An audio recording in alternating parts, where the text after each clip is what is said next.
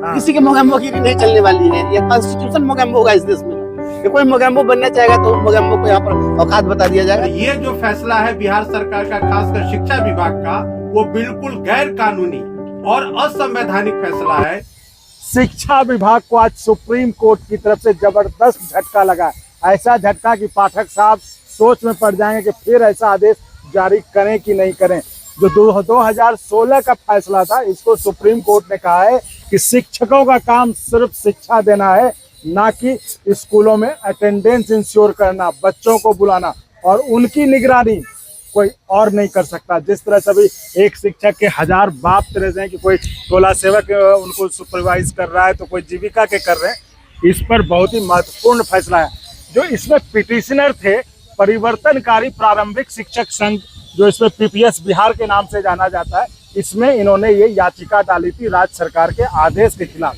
तो आज उनको जीत मिली है और ये फैसला एक नजीर बनेगा कि अब जो पाठक ऑर्डर दे रहे हैं, रोज फरमान जारी करते हैं, इस फैसले के बाद कहते हैं कि शायद अवमानना का भी मामला दायर हो सकता है। तो क्या था मामला और क्या हुआ कोर्ट में, हम वो समझते हैं पीपीएस बिहार के अध्यक्ष बंशीधर ब्रजवासी जी से। तो सजी स्वागत है अनुमानित पर। धन्यवाद। अरे बधाई हो आपको, आज तो कोर्ट में आपने पताका लहरा दिया।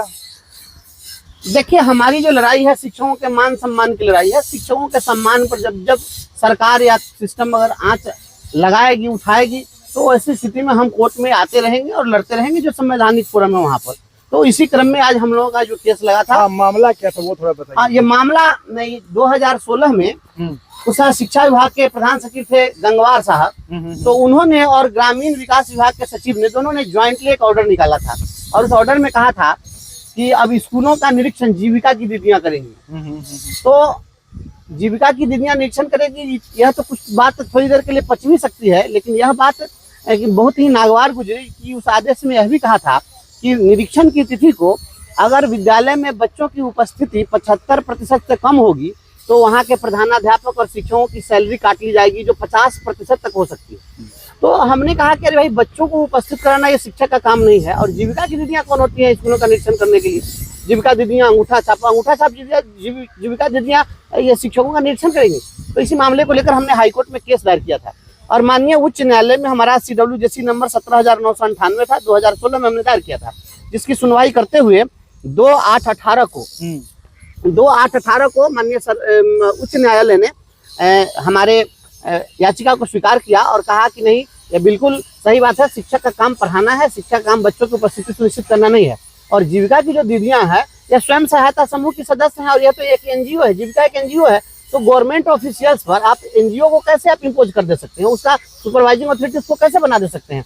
तो इसी मामले को लेकर हाईकोर्ट में बिहार सरकार हार गई और हम केस जीत गए थे। उसके बाद में सरकार हाईकोर्ट के आदेश को चुनौती देने के लिए सुप्रीम कोर्ट आ गई और सुप्रीम कोर्ट में SLP दायर कर दिया था और आज उसी SLP की सुनवाई हुई है। इसके पहले 19 फरवरी को सुनवाई हुई थी और 19 फरवरी की सुनवाई में भी उस दिन भी जस्टिस ने कहा कि हम आपके इस SLP को खारिज करते हैं। तो समय ले लिया था 1 सप्ताह का, तो फिर आज सुनवाई हुई है और उसी सुनवाई के क्रम में माननीय सर्वोच्च न्यायालय ने कहा कि आप अपना पिटीशन विड्रॉ करेंगे, SLP विड्रॉ करेंगे या मैं डिसमिस करूं, तो वह डिसमिस कर दिया। क्योंकि विड्रॉ कर लिया इसलिए डिसमिसल फॉर विड्रॉल हो गया। तो आज यहाँ पर बिहार सरकार को यह हारना पड़ा है, मानना पड़ा है कि नहीं, हाईकोर्ट का जो आदेश था वह सही था, शिक्षकों का पक्ष सही है। तो बंशीधर जी, आप देखिए शिक्षक नेता, ये तो कानूनी बात हो गई है ना जो कोर्ट में। अब थोड़ा जो शिक्षक समझ जाए जो थोड़ा सा, तो उस लहजे में बता कि इस फैसले का मतलब असर क्या पड़ेगा? इस फैसले का असर तो यही होना है कि अब कोई भी जो आदेश एकदम ब्लाट निकाल दिया जाता है हमेशा कि स्कूलों का निरीक्षण ये करेंगे वो करेंगे। अभी भी के पाठक जी का आदेश निकला हुआ है जिसमें उन्होंने कहा है कि आंगनवाड़ी में क्या बोलते हैं, इंदिरा आवास सहायक, टोला सेवक, तालीमी मरकज स्वयंसेवी, सारे मैंने जितने कर्मचारी हैं, लेखापाल, सबको लगा दिया, शिक्षा विभाग के लिपिक से लेकर सबको। तो ये जो लगा दिया गया है, तो निश्चित रूप से अब ये माननीय उच्च न्यायालय का जो आदेश है, यह जो के पाठक जी का आदेश है, हाईकोर्ट के फैसले के एकदम विपरीत होगा और उसकी अवमानना है, इसलिए यह उनको वापस लेना पड़ेगा। और उसमें भी इन्होंने कहा कि 50% से कम उपस्थिति होगी तो कार्रवाई करेंगे। तो अब एक भी शिक्षक पर कार्रवाई हुई तो यह अवमानना का मामला बनेगा और ऐसी स्थिति में बिहार सरकार के लिए परेशानी खड़ी हो जाएगी। पाठक जी को बताएंगे जाकर?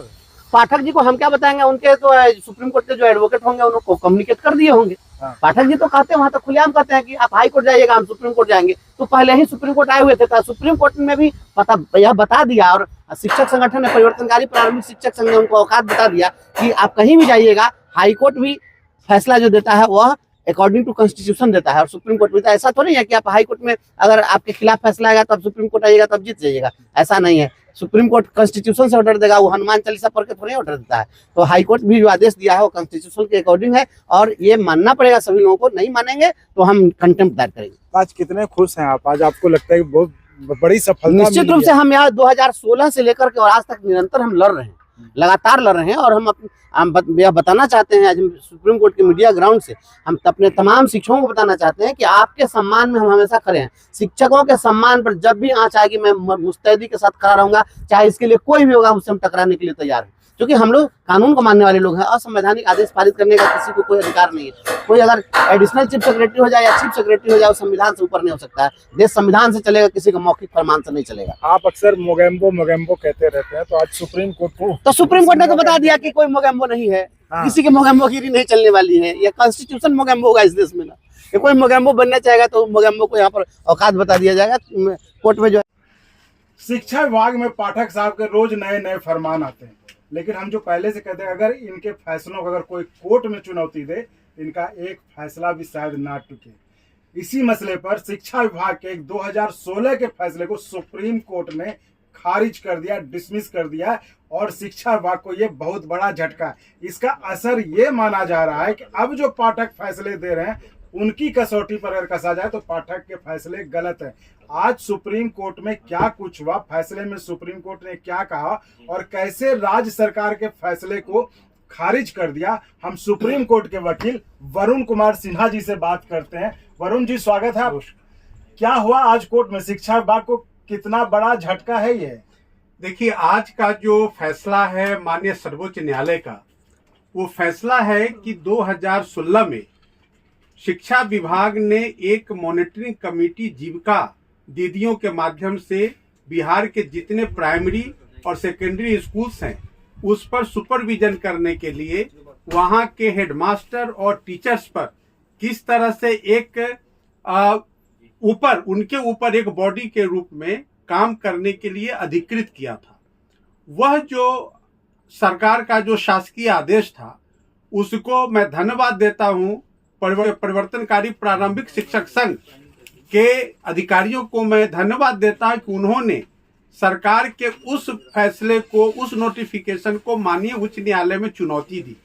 माननीय उच्च न्यायालय ने कहा कि शिक्षकों के ऊपर जीविका जैसी एनजीओ के पदाधिकारियों को या उनके सदस्यों को नहीं बैठाया जा सकता है, और ये जो फैसला है बिहार सरकार का, खासकर शिक्षा विभाग का, वो बिल्कुल गैर कानूनी और असंवैधानिक फैसला है, यह करार देते हुए उनके उस नोटिफिकेशन को निरस्त कर दिया। जिस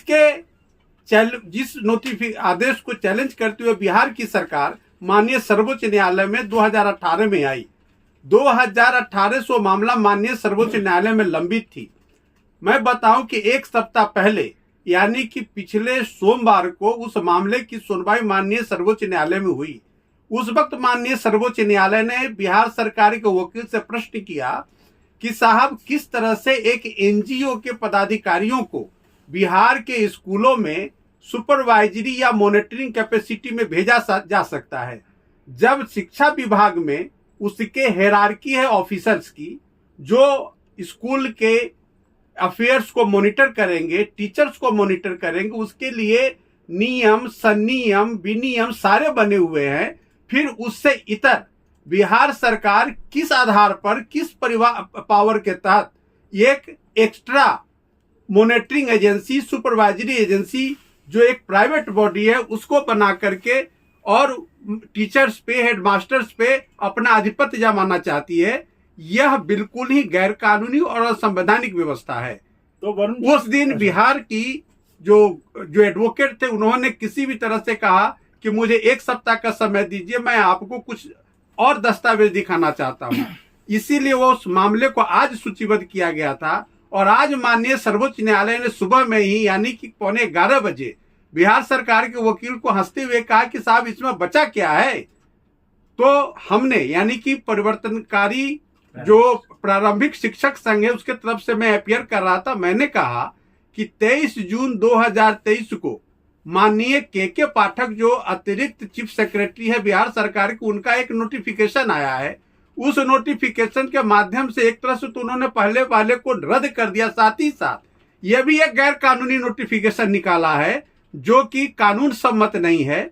माननीय सर्वोच्च न्यायालय ने इतना सुनने के बाद बिहार सरकार के वकील को स्पष्ट कहा कि या तो आप अपना याचिका वापस लो वरना मैं डिसमिस कर दूंगा।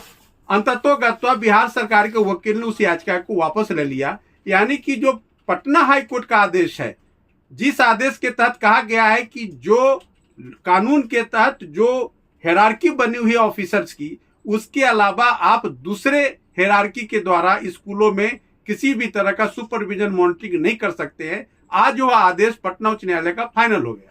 तो मतलब अगर इसको एक लाइन में समझे अगर हमारे व्यूअर्स, तो मतलब यह है कि कोई भी दूसरा, जिस तरह के बिहार में भी शिक्षा विभाग एक शिक्षक है, उनके कह लीजिए पिताजी अनेक है, हर कोई उनको इंस्पेक्ट करता है, हर कोई चेक करता है, मतलब कोई दूसरा चेक नहीं कर सकता। आज कोर्ट के फैसले से तो यही हुआ ना फिर तो। बिल्कुल, जो पटना उच्च न्यायालय का आदेश है वो बहुत क्लियर है। उस आदेश के आलोक में मैं तो ये कहूंगा कि जो 23 जून 2023 का जो आदेश है वहां के अतिरिक्त चीफ सेक्रेटरी का, वह भी गैर कानूनी है।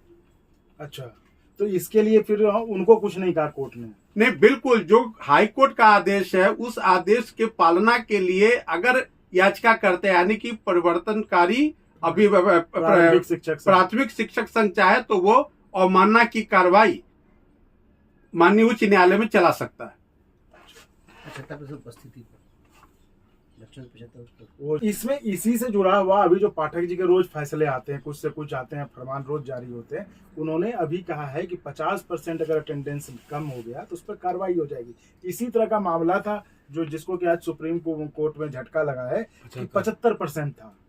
तो फिर ये ऑटोमेटिकली डिसमिस हो जाएगा या फिर इसके लिए कुछ करना पड़ेगा? देखिए, मैं आपको बताऊं कि जो माननीय उच्च न्यायालय का आदेश है वो स्पष्ट कहता है कि शिक्षकों को शिक्षा देने के इतर किसी काम में नहीं लगाया सकता है।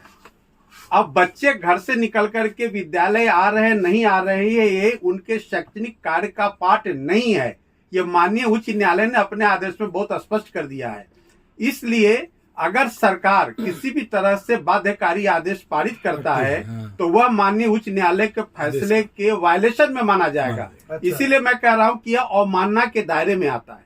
अच्छा, फिर तब तो वो जो शिक्षकों को कहा जाता है कि आप लाउड स्पीकर लेके गांव गांव घूमिए, बच्चों को बुलाइए गांव से, तो फिर तो वो सब खत्म हो जाएगा। वो बिल्कुल जो माननीय उच्च न्यायालय का फैसला है उस फैसले से के वायलेशन में है, उसके अवमानना में है। इसीलिए